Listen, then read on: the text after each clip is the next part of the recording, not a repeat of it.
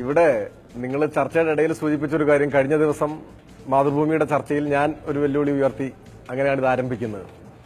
തീർച്ചയായിട്ടും ആ ചർച്ചയുടെ ഇടയിൽ ഞാൻ പറഞ്ഞിരുന്നു. പക്ഷേ ഈ 25 നേതാക്കന്മാരുടെ മക്കളുടെ കാര്യം ആദ്യമായി പുറത്തു പറയുന്നത് ഞാനല്ല. ഞാൻ പറയുന്നത് അതിന്റെ ഒരു ക്രെഡിറ്റ് എനിക്ക് വേണ്ട, ഇതെല്ലാവർക്കും അറിയുന്ന കാര്യമാണ്. ചർച്ചയിൽ ഞാനത് പറഞ്ഞു വന്നേ ഉള്ളൂ. പലർക്കും അറിയുന്ന കാര്യമാണ്, ഇവർക്കൊക്കെ അറിയുന്ന കാര്യമാണ്.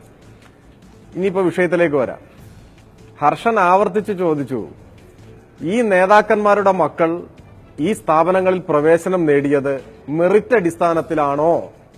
അതിന് ഡീൻ കുര്യാക്കോസിന്റെ മറുപടി, ഞങ്ങൾ റോഷനെയും ഷിബുലാലിനെയും സൃഷ്ടിച്ചില്ല.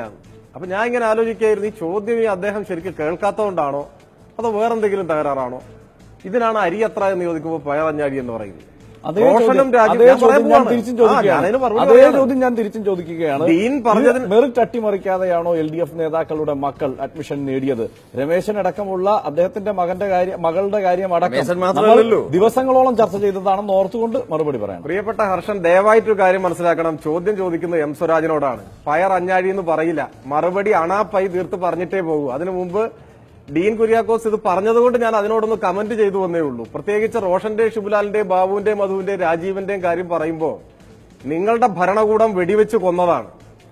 എന്നിട്ട് അവരെക്കുറിച്ച് പറയുമ്പോൾ നിങ്ങൾ സൃഷ്ടിച്ചു എന്നൊന്നും പറയുന്നത് നമ്മുടെ ഒരു സാധാരണ നിലയിലുള്ള അന്തസ്സുറ്റ ഒരു ചർച്ചയ്ക്ക് ചേർന്നതല്ല. നിങ്ങളുടെ നയത്തിനെതിരെ സമരം ചെയ്തപ്പോൾ വെടിവെച്ച് കൊന്നതാണ്. ആ സമരം എന്തിനായിരുന്നു എന്നറിയാലോ? സ്വാശ്രയ കോളേജിൽ നിന്ന് അങ്ങനെ വിശാലവൽക്കരിക്കണ്ട.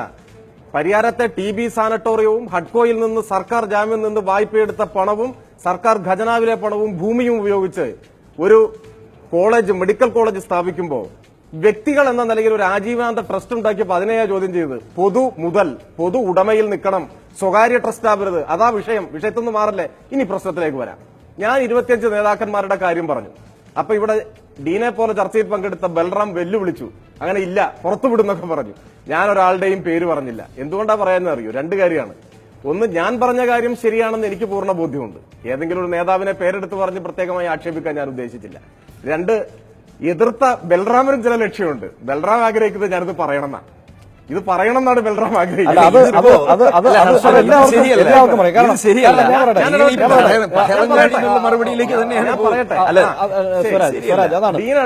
ഞാൻ പറയട്ടെ. അപ്പൊ ഇപ്പൊ ലിസ്റ്റ് പുറത്തു അടക്കമുള്ള കാര്യം നമ്മൾ ഇവിടെ ചർച്ച ചെയ്ത വിഷയമാണ്. പറയട്ടെ, പുറത്തു വന്നു ലിസ്റ്റ്. ഇപ്പൊ പുറത്തു വന്നു.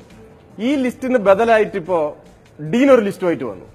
ആ ലിസ്റ്റിനെ കുറിച്ചാണ് ഹർഷൻ എന്നോട് ചോദിക്കുന്നത്. അതിനെക്കുറിച്ചുള്ള മറുപടിയാണ് പറയുന്നത്. ഡീൻ പുറത്തുവിട്ട ലിസ്റ്റ് പച്ചക്കള്ളവും ആത്മവഞ്ചനാപരവുമാണ്. എന്തുകൊണ്ട്?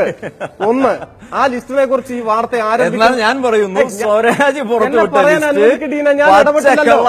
പ്രിയപ്പെട്ട ഡീൻ എന്നെ സംസാരിക്കാൻ അനുവദിക്കുക. നിങ്ങൾ സംസാരിച്ചപ്പോൾ ഞാൻ മെറിറ്റ് തന്നെ ഇവിടെ നഷ്ടപ്പെട്ടു. എനിക്ക് പറയാനുള്ള അവസരം തന്നിട്ടില്ലെങ്കിൽ ഡീൻ ഇവിടെ പച്ചക്കള്ളം പറഞ്ഞപ്പോ ഞാൻ നിശബ്ദനായിരുന്നത് നാവിറങ്ങിപ്പോയതുകൊണ്ടല്ല, മറുപടി പറയാൻ എനിക്ക് നിങ്ങൾ അവസരം തരുന്നുള്ളതുകൊണ്ട്. ആ അവസരം തന്നിട്ടുണ്ടെങ്കിൽ അവസരത്തിൽ മറുപടി പറഞ്ഞിരിക്കും. ആ ലിസ്റ്റിൽ പറയട്ടെ, ലിസ്റ്റിൽ പറഞ്ഞ പേരുകൾ എന്തൊക്കെയാ? നിങ്ങളുടെ വാർത്ത തുടങ്ങിയപ്പോ കോടിയേരി മുതലുള്ള പേരുകളാ വന്ന്. കോടിയേരിയുടെ മകൻ, കോടിയേരിയുടെ മകൻ ലിസ്റ്റ് ഞാൻ കയ്യിൽ തരാം. കോടിയേരിയുടെ മകൻ എന്റെ ജൂനിയറായി പഠിച്ചാളാ. ഒരു എഞ്ചിനീയറിംഗ് കോളേജിൽ, ഒരു മെഡിക്കൽ കോളേജിലും പഠിച്ചതല്ല. കോടിയേരിയുടെ മകനല്ല. വേറൊരു കാര്യമുണ്ട് ഡീൻ, അത് പഠിച്ചത് അതല്ല. മരുമകൾ പഠിച്ചത് വിവാഹത്തിന് മുമ്പാണ് മരുമകൾ MBBS പഠിച്ചത്. അതാണ് ഹർഷൻ, നിങ്ങൾക്കാണ് തെറ്റുപറ്റിയത്. ഇങ്ങനെ ഒരു ചർച്ച കൊണ്ട് അല്ല, അത് ഇങ്ങനെ ഈ ആരോപണം ഉന്നയിക്കുന്നതിലാണ് ഹർഷൻ. എനിക്ക് ദുഃഖമുണ്ട്. കാരണം സ്വാശ്രയ കോളേജ് എന്ന് പറയുന്നത് ഒരു റിയാലിറ്റിയാണ്. കേരളത്തിൽ നിലനിൽക്കുന്ന സ്ഥാപനങ്ങളാണ്. ആ സ്ഥാപനങ്ങളിൽ പഠനം നടത്തുമ്പോൾ അത് UDFന്റെയും LDF, ഞാൻ ഒരു കാര്യം പറയാം, ഞാൻ സ്വരാജിനെ കുറ്റപ്പെടുത്തുന്നില്ല. കാരണം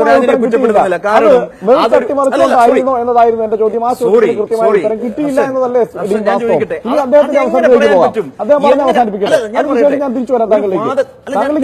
ഞാൻ പറയുന്നത് ജനറൽ ആയിട്ടാണ്. ഞാൻ സ്വരാജിനെ എതിർക്കുകയല്ല. ഞാൻ പറയുന്നത് ഈ വിഷയത്തിൽ ഏറ്റവും കൂടുതൽ ഡീനിന് വിശദീകരിക്കാനുള്ള കാര്യങ്ങളിലേക്ക് നമ്മളെത്തി. ഇത് വളരെ പെട്ടെന്ന് അവസാനിപ്പിച്ചിട്ട് ഞാൻ ഫസൽ ഗഫൂറിലേക്ക് പോകാം, അതിനുശേഷം താങ്കളിലേക്കും. അല്ല, ഒരു ചർച്ച ഇങ്ങനെ അലമ്പാക്കണോട് എനിക്ക് ഉദ്ദേശമില്ല. ഡീൻ കുര്യാക്കോസ് സംസാരിക്കുന്ന എത്ര സമയം സംസാരിച്ചാലും ഞാൻ നിശബ്ദനായിരുന്നു കേൾക്കുമല്ലോ. കേൾക്കുന്ന ഡീൻ പറയുന്നതിനോടുള്ള അംഗീകാരം കൊണ്ടല്ല. മറിച്ച് ഒരു ചർച്ചയിൽ ജനാധിപത്യപരമായി അയാൾക്ക് പറയാനുള്ളത് പറയാൻ അയാൾക്ക് അവകാശമുണ്ട്. അത് കേൾക്കാൻ ഞാൻ ബാധ്യസ്ഥനാണ്. ഞാൻ പറയുന്ന അയാൾ കേൾക്കണ്ടേ? വിഷയത്തിലേക്ക് വന്നോളൂ. തീർച്ചയായും ഞാൻ പറയുന്ന കാര്യങ്ങൾ എന്തിനാ ഇത്ര നമുക്ക് എല്ലാവർക്കും ഞാൻ സമയമുണ്ടല്ലോ. പറഞ്ഞത് ഈ ഒരു മണിക്കൂർ ലിസ്റ്റ് എന്ന് പറഞ്ഞാൽ സമയമുണ്ട്. അടിസ്ഥാനരഹിതവും ആത്മവഞ്ചനാപരവുമാണെന്ന് ഞാൻ പറയാൻ കാരണം പൂർണ്ണ ബോധ്യത്തില. അതിൽ പറഞ്ഞ പേരുകൾ ഓരോന്നായിട്ട് നിങ്ങൾ എടുത്തു നോക്ക്. ഒന്ന് രമേശന്റെ പേര് പറഞ്ഞു. രമേശന്റെ കുട്ടിയെ അവിടെ NRI കോട്ടയിൽ ചേർക്കുന്നത് സംബന്ധിച്ചൊരു വാർത്തയും വിവാദം ഉയർന്നു എന്ന് നമുക്കെല്ലാം അറിയാം. ആ വാർത്തയുടെ പശ്ചാത്തലത്തിൽ രമേശൻ കുട്ടിയെ പിൻവലിച്ചു. രമേശന്റെ കുട്ടി അവിടെ പഠിച്ചിട്ടില്ല. എന്നാൽ അവിടെ UDF കാലഘട്ടത്തിൽ ഉണ്ടായിരുന്ന പ്രിവിലേജ് സീറ്റ് എന്ന തട്ടിപ്പ് സീറ്റിൽ 25,000 റാങ്ക് ഉണ്ടായിരുന്ന സ്വന്തം മകളെ ചേർത്ത UDF MLA, കോൺഗ്രസ് MLA ഇന്ന് നിയമസഭയിലുണ്ട്. 30,000 റാങ്ക് ഉണ്ടായിരുന്ന സ്വന്തം മകളെ പഠിപ്പിച്ച മുൻ ലോക്സഭാംഗം കണ്ണൂരിൽ ഇപ്പോഴും ഉണ്ട്, കോൺഗ്രസിന്റെ ഉണ്ട്. ഇവരുടെ പറയപ്പെട്ട ലിസ്റ്റിൽ ഇപ്പൊ കോടിയേരിയുടെ മരുകൾ എന്ന് പറയുന്നത് കല്യാണത്തിന് മുമ്പ് പഠിച്ചിട്ട് ആ ആളെ വിവാഹം കഴിച്ചാൽ അതിന് ഉത്തരം പറയണോ? പിണറായിയുടെ മകള് കോയമ്പത്തൂർ മെഡിക്കൽ കോളേജാ, എഞ്ചിനീയറിംഗ് കോളേജ് പഠിച്ചല്ലേ. ഒരു മന്ത്രിയുടെ പേര് പറഞ്ഞത് ആയുർവേദ കോളേജിൽ. ഞാൻ കംപ്ലീറ്റ് ചെയ്തിട്ട് പറഞ്ഞാൽ നിങ്ങള് ഇവിടെ ആയുർവേദ കോളേജിൽ പഠിക്കുന്നവർ ആയുർവേദ കോളേജിൽ തലവരിപ്പണം കൊടുത്ത് ഇപ്പൊ പഠിക്കുന്നു എന്നൊക്കെ പറഞ്ഞാൽ എഞ്ചിനീയറിംഗ് കോളേജിൽ കർഷക 40,000 എഞ്ചിനീയറിംഗ് കോളേജിൽ 40,000 സീറ്റ് ഇപ്പൊ ഒഴിഞ്ഞു കിടക്കുന്നു എന്നാണ് വാർത്ത. നമ്മളിവിടെ ചർച്ച ചെയ്യുന്നത് സ്വാശ്രയ MBBS പ്രവേശനത്തെ കുറിച്ച്. ഞാൻ പറയുന്നു ഈ ലിസ്റ്റ് ഈ രൂപത്തിൽ തട്ടിപ്പടച്ചുണ്ടാക്കിയ ഞാൻ ഈ പറഞ്ഞ പഠിക്കാത്ത രമേശിന്റെയും കല്യാണത്തിന് മുമ്പ് പഠിച്ച ഒരു പെൺകുട്ടി, അത് ഏതോ വീട്ടിലൊരു പെൺകുട്ടിയല്ലേ കല്യാണത്തിന് മുമ്പ് പഠിക്കുന്നത്, എഞ്ചിനീയറിംഗ് കോളേജിൽ പഠിച്ച ആളുകളുടെ ഒക്കെ ഇനി LDF നേതാക്കന്മാരുടെ മക്കൾ ഏതെങ്കിലും ഒരു സ്വാശ്രയ കോളേജിൽ പഠിക്കുന്നു എന്ന് പറഞ്ഞാൽ നല്ല ബോധ്യത്തോടെ വെല്ലുവിളിക്കുന്നു. നമുക്ക് ഏതെങ്കിലും മെറിറ്റ് ലിസ്റ്റിൽ പ്രവേശനം നേടി പഠിക്കുന്നതും ഈ 25 പേരുടെ പേര് പുറത്തുവിട്ടത് 25ഉം NRI കോട്ട അല്ലെങ്കിൽ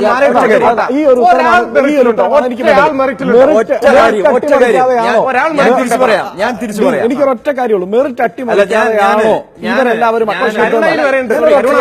ഒറ്റ കാര്യം പറയാം. ഈ